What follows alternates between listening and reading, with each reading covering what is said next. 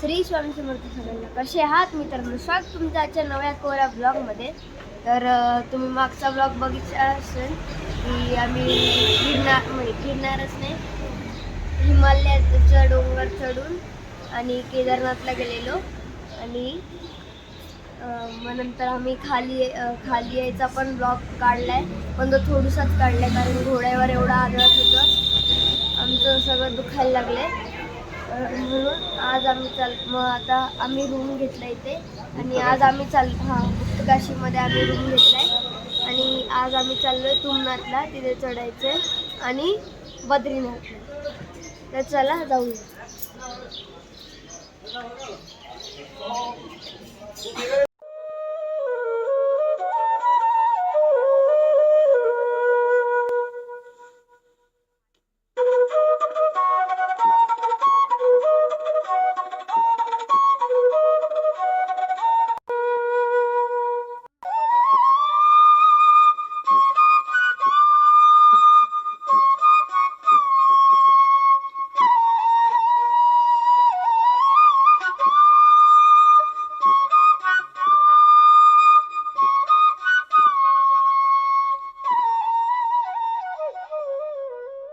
तर आता आम्ही थांबलोय मध्ये, जरा दादाला मळमळ होत होती म्हणून आम्ही थांबलोय.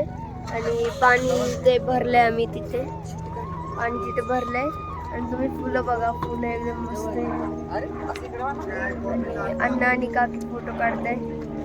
बाबा इथे, आई खाली बसली, मी पण खाली बसलोय. आणि व्ह्यू बघा तुम्ही.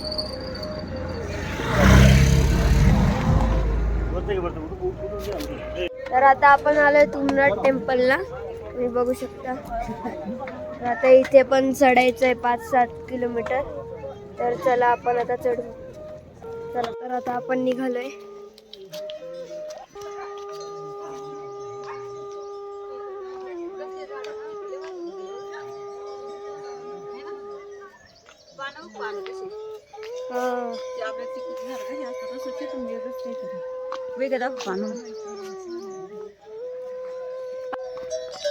ते इथे घोडे येतात पाठवून, तुम्ही बघू शकता. पूर्ण मॅप दिलाय. जर तुम्ही येत असाल तर आता याचा स्क्रीनशॉट काढून घ्या. तुम्ही बघू शकता जागायचं नाही काही. तर इथे आम्ही ॲनिमल्स पण आहे या जंगलात. इथे तुम्ही बघू शकता माकडे. मी व्हिडिओ अजून एक मॅप आहे इथे, हे वाचू शकता तुम्ही. आणि आत्ताच आम्हाला माकड दिसलेलं एकदम खतरनाक वाला, तो मोबाईल छिनायला येत होता. अजून एक इथे अजून एक हे दिलंय लिहून, हे पण वाचू शकता तुम्ही. तिथे तो रोड दिसतोय, तो रोड दिसतोय, तिथून आपण आलोय. आता सगळे चालताय.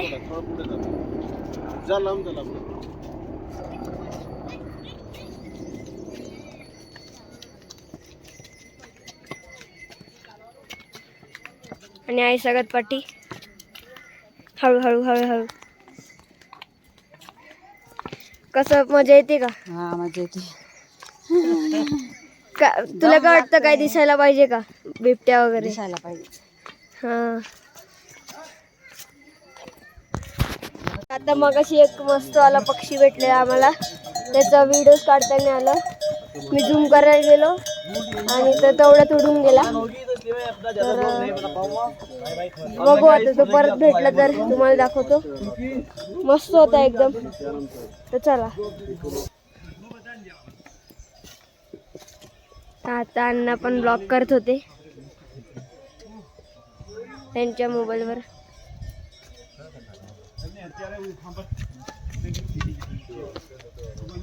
आणि सगळ्यात पुढे बाबा बसले तिथे. थोडस नीचे रह जाते. बाबा तिथे बसले. मी पण बसतो आता, थकले थोडा.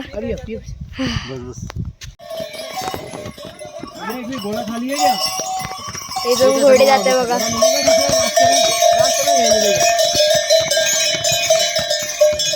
या घोड्यांवर एवढं दुखतंय ना सगळं, एकदम खतरनाक.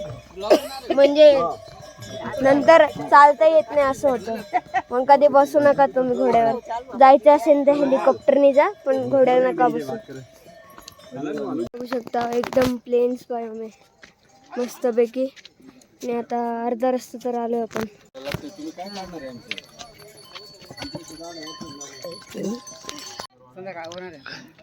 नाही होत संध्याकाळ अजून अर्धा तासात आपण तिथे पोहोचतो. बोला. आता आम्ही तुंगनाथ मंदिराच्या जवळपास पोहोचलो आहे. अजून 1 किलोमीटर आहे. खडी चढाई आहे, त्यामुळे सगळे थकले, दम लागला आहे. पण आम्ही हळूहळू ट्रॅक पूर्ण करतो आहे आणि लवकरच तुंगनाथ टेम्पलला आपण पोहोचू. ते समोर बघू.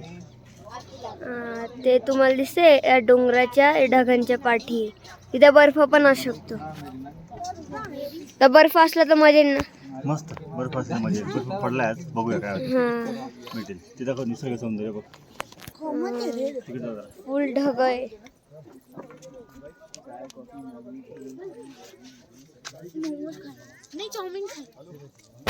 तुम्ही बघू शकता इथे धुक्क येताना दिसतंय. याच्यात नाही दिसणार तुम्हाला, फक्त टाइम लॅप्स मध्ये दिसेल. मग तुम्हाला टाइम लॅप्स मध्ये दाखवतो.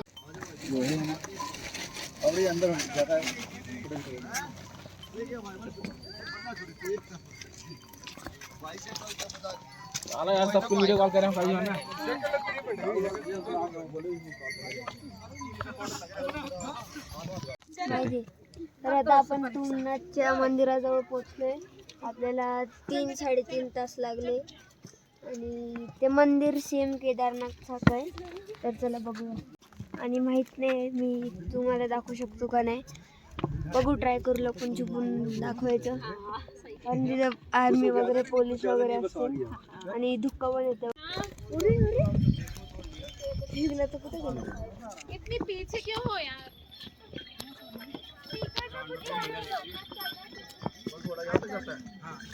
तर आता आम्ही मंदिराच्या दर्शनाच्या लाईनला लागलोय. पण तुम्हाला दाखवू नाही शकणार आम्ही. आतमधलं नाही दाखवू शकणार. म्हणजे शिवजींची पिंडी नाही दाखवू शकणार.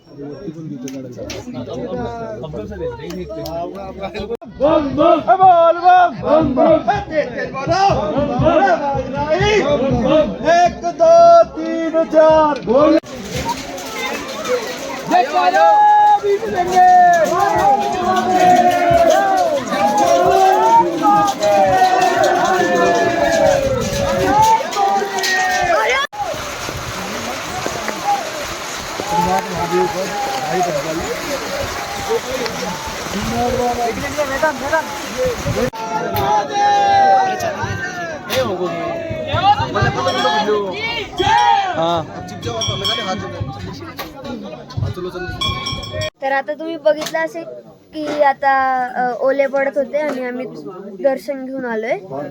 आणि आता आम्ही बसलोय जेवायला. सगळे एकदम थंडी. ओले नाही म्हणायचं, गारा पडत होत्या म्हणून गारांचा पाऊस असं म्हण. तेच ते गारांचा पाऊस. आणि पराठा पण आलाय. आणि हे काय सोबत आचार आहे. आचार. तर चला आता आम्ही तुम्हाला जेवून भेटतो. आणि मला उचकी पण लागली. बाय.